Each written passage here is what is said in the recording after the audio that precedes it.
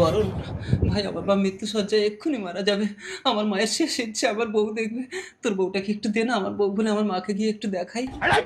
ইয়ার কি নাকি নতুন বউ আমার? প্লিজ বরণ, আমার মা মারা গেলে এক্ষুনি তোর বউকে দিয়ে যাচ্ছি। বকুল, ভাই ভাই তোর নতুন বউয়ের দিব্যি।